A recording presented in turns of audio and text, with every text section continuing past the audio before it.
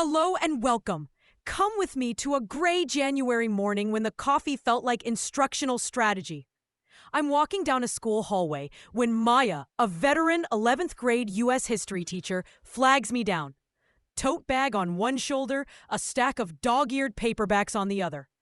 "We're doing the Gilded Age," she says, "and if I have to listen to my students fake read one more textbook chapter, I'm enrolling myself in woodshop." Then she asks the question that started everything. We say we teach with the best American history books, but best by what standard? That's the moment the project began. Mid-year, mid-lesson, mid-exasperation. We thought we were covered. River County schools had a core text, decent AP alignment, and a library list with a few best-of stickers from 2013. But students weren't buying it. The old model, survey course plus document packet, was buckling under polarized news cycles, shrinking attention, and a simple truth. Stories, not surveys, stick. The research backs it up. When students see themselves in what they read, motivation jumps. That's not a footnote. That's a flashing neon sign. Maya wanted narrative that doesn't lie. Books students choose to keep reading because the story won't let them go. I said, let's build a list that earns the word best. First, we had to define it. We built a working group, teachers, a librarian, a social studies coordinator, and 2 high school students who could smell condescension a mile away. The first meeting felt like a book club that wandered into a procurement committee. But once we wrote a rubric, everything sharpened. Alignment was non-negotiable. C3 Framework Inquiry Arc. Common Core Literacy for History and Social Studies. Those RH and WHST standards in grades 11 to 12. If a book can't connect to what we're obligated to teach, it's an educational dead end, no matter how moving it is. Accuracy and authority mattered. We wanted current scholarship, credible sourcing, rigorous fact-checking, and transparency about historiography. Pulitzers and Bancrofts are nice, but the real test is whether a book stands up to scrutiny, not just our biases. Perspective was essential. We looked for multi-perspectivity that didn't feel tacked on.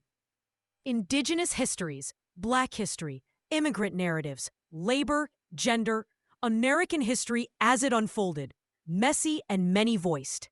If it reads like one clean line, it's probably leaving people out. We weighed rigor and readability. Yes, we checked Lexile bans, but we also looked at qualitative complexity, structure, language, background knowledge demands. We wanted challenging, not punishing. Students who wrestle with complex texts make gains across subjects. Accessibility was a must. Universal design for learning, multiple formats, Sora and Overdrive audiobook access, large print, EPUB, Spanish editions. Lower every barrier. When students have options to access content, engagement jumps. Then practicality. Cost per student under $4 by pooling Title I and local funds. Vendor availability through the usual suspects. Delivery times and resilience against challenges. We read guidance from the National Coalition Against Censorship and the ALA, so we'd be ready when someone asked, why this topic, this scene, this perspective? Finally, inquiry leverage. Could a book anchor a robust investigation tied to our standards? Not just something to read, but something that provokes questions and drives a unit. If it didn't spark curiosity, it didn't make the cut. Carlos, our librarian, summed it up. Best isn't an award sticker. Best is what works for this community by design. Insider secret? The hardest books aren't the ones with the highest Lexiles. They're the ones that challenge what students think they already know about America. By March, we had a shortlist for 8th and 11th grades, with plenty of choice built in. Every selection had to pass what we called the Maya test. Would a student keep reading after the assignment was over?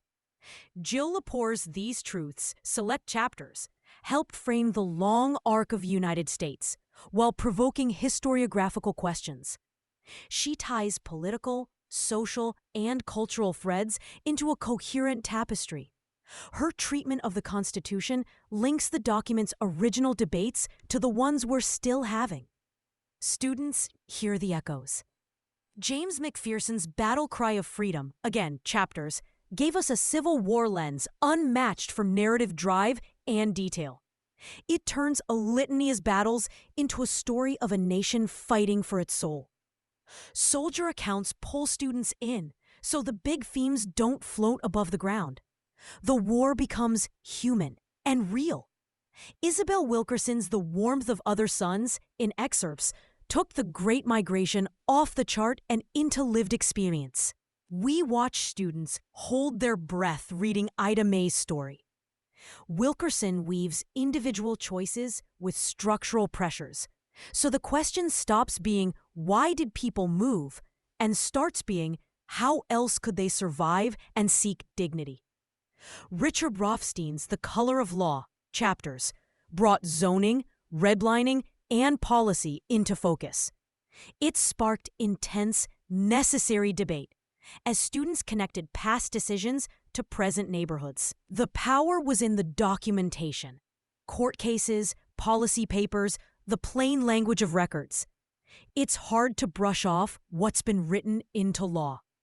Roxanne Dunbar Ortiz's An Indigenous People's History of the United States offered a critical recentering.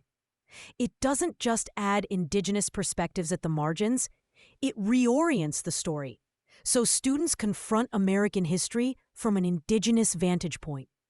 It's not about guilt, it's about completeness. Did every student love every selection? Of course not, but the Maya test held.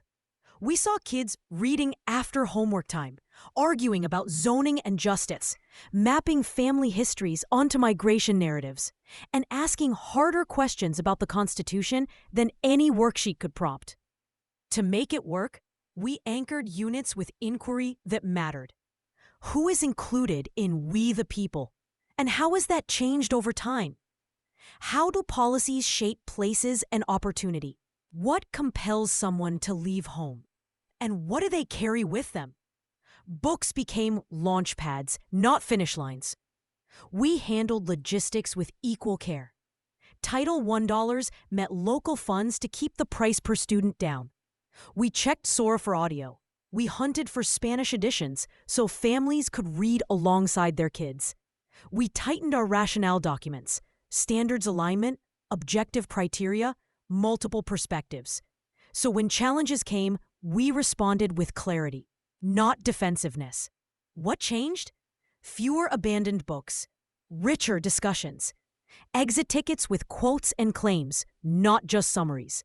Students referenced evidence unprompted.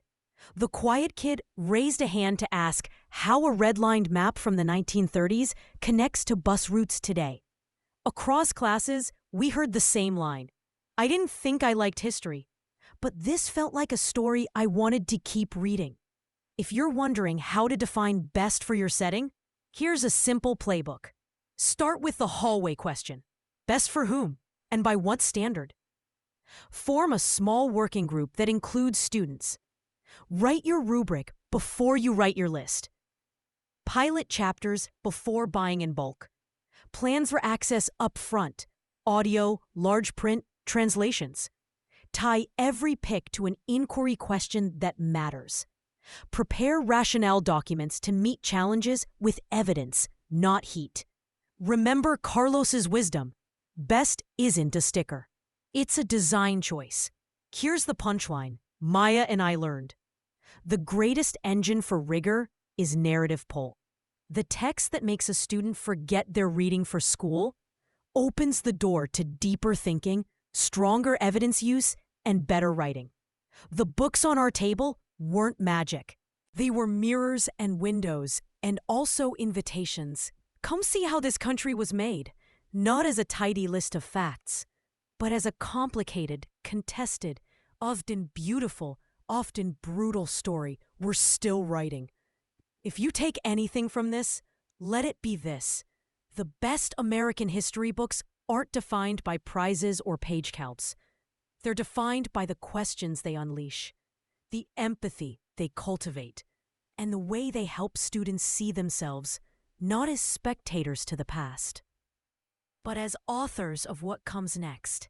And if a veteran teacher eyes a stack of dog-eared paperbacks and decides against woodshop for one more year, that's a pretty good sign we're on the right track. Thanks for listening, and here's to building lists that earn the word best. One community, one classroom, one unforgettable story at a time.